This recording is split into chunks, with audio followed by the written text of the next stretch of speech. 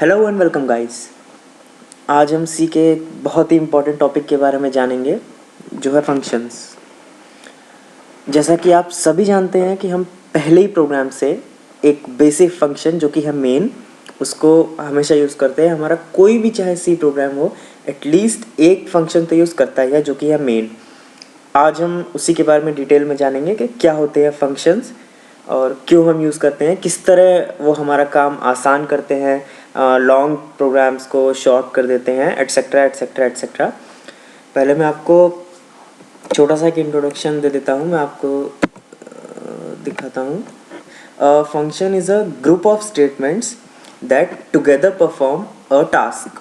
जैसे कि आप मेन फंक्शन जानते हैं, मेन एक फंक्शन है, उस दो कर्ली ब्रेसेस के अंदर एक ब्लॉक है, उसके अंदर कई स्टेटमेंट्स आती हैं like clear screen, print F, गेट सी एच एट्सेट्रा, जो कि हमारा एक टास्क परफॉर्म करती है। Okay, every C program has at least one function which is main, ये आप जानते हैं। You can divide up your code into separate functions. Functions हम क्यों यूज़ करते हैं? आपके पास दो ऑप्शन होते हैं। जैसे हेलो प्रिंट कराना है आपको, तो आप एक ही फंक्शन यूज़ करेंगे मेन।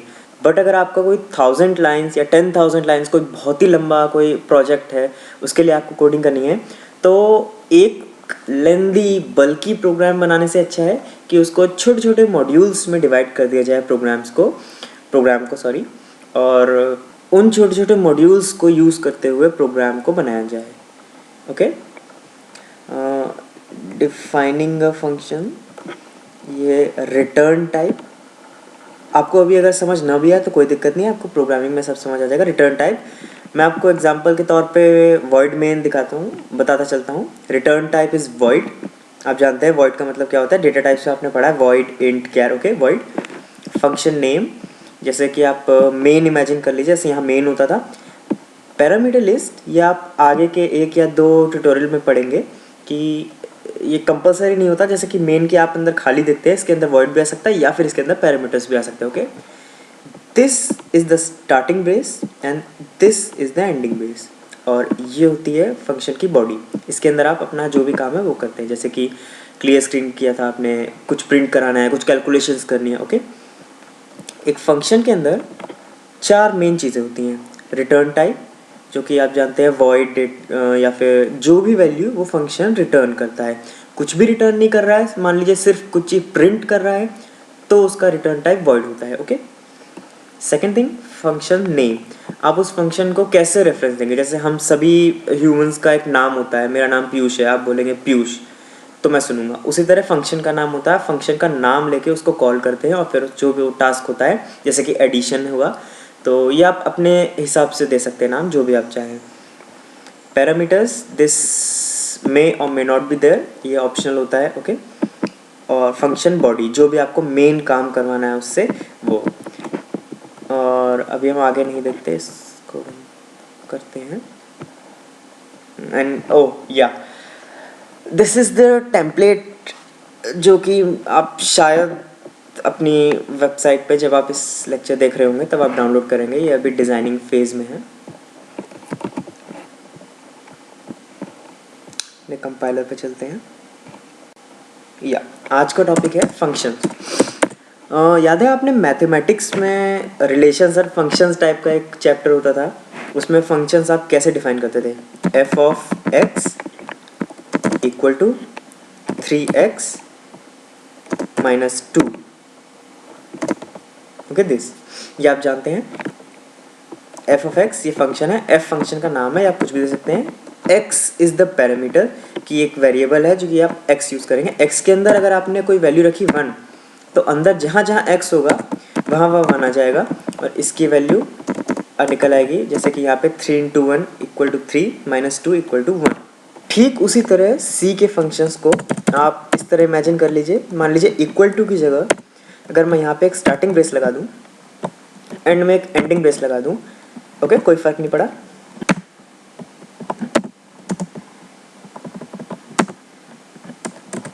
शायद अब आपको ये कुछ जाना पहचाना सा लग रहा हो, या फिर सी के लिए मैं इसके आगे एक सेमी कॉलन लगा दूँ, और क्यों ना मैं इस 1 को हटा दूँ, सॉरी यहाँ पे x होना चाहिए था, वैसे वो एग्जांपल था, x को हटा दूँ। अगर अंदर अंडरस्टूड है कि आप x यूज़ कर रहे हैं, और क्योंकि आपका अंदर जो भी रिज़ल्ट है वो इंटीजर में आएगा, तो क्यों ना मैं इसका रिटर्न टाइप इंट लिख दूँ। आपको कुछ जाना पहचाना सा लगा? ये इसका सिंटेक्स, ये सेम आज तक हम हर प्रोग्राम में करते आए हैं दिस। अब शायद आपको थोड़ा थोड़ा क्लियर हो रहा होगा। Okay, this is the return type. Main function जब एग्जीक्यूट होगा, एग्जीक्यूट होने के बाद क्या वो कोई वैल्यू रिटर्न करेगा? अगर करेगा तो उस क्या किस तरह की वैल्यू रिटर्न करेगा, like character, float, double, integer. Okay, but here main function is the basic function. ये किसी और फंक्शन को कोई वैल्यू रिटर्न नहीं करता, इसलिए इसका टाइप वॉइड होता है। And this is the function name. ये मेन है इसलिए इसका नाम चेंज नहीं हो सकता, बट आप अपने फंक्शन नाम कुछ भी दे सकते हैं। फंक्शन स्टार्ट होता है एक पैरेंथेसिस से, और दो पैरेंथेसिस के बीच में आप पैरामीटर दे सकते हैं, पैरामीटर्स, ओके, या ना भी नहीं भी दे सकते हैं, ये ऑप्शनल है। चलिए एक सबसे बेसिक फंक्शन बनाते हैं, पहले इन कमेंट्स को डिलीट करते हैं। एक सबसे बेसिक फंक्शन बनाते हैं हेलो प्रिंट करने का, ठीक है। तो फंक्शन ध्यान रखिएगा, फंक्शन के अंदर फंक्शन हम कभी नहीं बनाते, फंक्शन हमेशा बाहर होते हैं। और क्योंकि मेन सबसे पहला फंक्शन होता है, सबसे इम्पॉर्टेंट फंक्शन होता है, कंपाइलर जब भी प्रोग्राम एग्जीक्यूट करता है वो कहीं और से शुरू नहीं करता, वो सबसे पहले मेन से शुरू करता है। तो आप बाकी फंक्शंस अपने जहाँ चाहे वहाँ बना सकते हैं। मैं एक फंक्शन बनाऊंगा void मैसेज, वर्ड इसलिए क्योंकि ये सिर्फ प्रिंट करेगा, कोई वैल्यू रिटर्न नहीं करेगा। एंड ये बेसिक टेम्पलेट बन गया फंक्शन का। इसके अंदर मैं सिर्फ एक चीज़ प्रिंट करूँगा, हेलो, ठीक है। इसको रन करके देखते हैं, कुछ भी नहीं होगा, ब्लैंक स्क्रीन आएगा।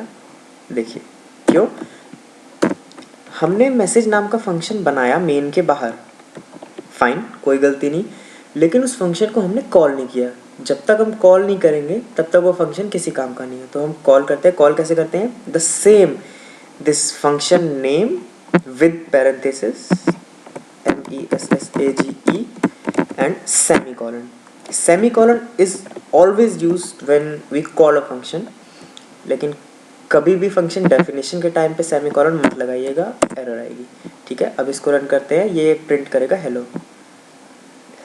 ओके, अभी आपको लग रहा होगा कि यूजलेस लग रहे होंगे फंक्शंस, कि क्या ज़रूरत है फंक्शन यूज करने की, हेलो तो हम वैसे भी प्रिंट कर सकते थे, बट आप आगे देखेंगे। एक और प्रोग्राम, हमें एक और एग्जांपल लेते हैं। फंक्शन का नाम चेंज करने की ज़रूरत नहीं है, बट फिर भी ताकि हमें रिफ्लेक्ट हो कि फंक्शन क्या करेगा, इसलिए हम उसका नाम ऐड दे देते हैं, एडिशन। पैरामीटर्स की बात करते हैं। पैरामीटर्स वो वैल्यूज़ होती हैं जो आप फंक्शन को कॉल करते वक्त उसमें देते हैं, उसमें पास करते हैं। लाइक अभी आपको समझ आएगा। Let's take two variables, integer a comma integer b। इसमें कभी भी इंट a कॉमा b मत कीजिएगा, इसमें सारे टाइप्स आपको स्पेसिफिकली देने पड़ते हैं, इंट a इंट b। क्यों? क्योंकि आप int a char b float भी कुछ भी ले सकते हैं, इसलिए अलग से देना पड़ता है इंट a इंट b। और printf the sum of a and b is percentage d, and brackets के अंदर लिख देते हैं a प्लस बी। आप थर्ड वेरिएबल c लेके c equal to a plus B और इसकी जगह c दे सकते थे, बट हमने एक वेरिएबल नहीं लिया, ठीक है। अब फंक्शन को कॉल करते हैं, ऐड। अभी ये किसी काम का नहीं, क्यों? फंक्शन में देखिए वो दो वैल्यूज़ मांग रहा है, तो वो दो वैल्यूज़ हम देते हैं, कुछ भी वैल्यू दे सकते हैं, 3,5। ध्यान से समझिएगा, ऐड फंक्शन जब कॉल होगा तो ये वाली 3 की वैल्यू a में जाएगी, ये वाली 5 की वैल्यू b में जाएगी, ठीक है। और printf क्या होगा, the sum of a and b इज 3 + 5 which you very well know is 8. The sum of a and b is 8. Clear? उसी तरह आप अभी प्रैक्टिस के लिए डिवीजन, मल्टीप्लिकेशन या कुछ भी प्रिंट करने का फंक्शन बना सकते हैं और देख सकते हैं। नेक्स्ट ट्यूटोरियल में हम फंक्शंस के बारे में ही और डिटेल में पढ़ेंगे। ठीक है, थैंक यू।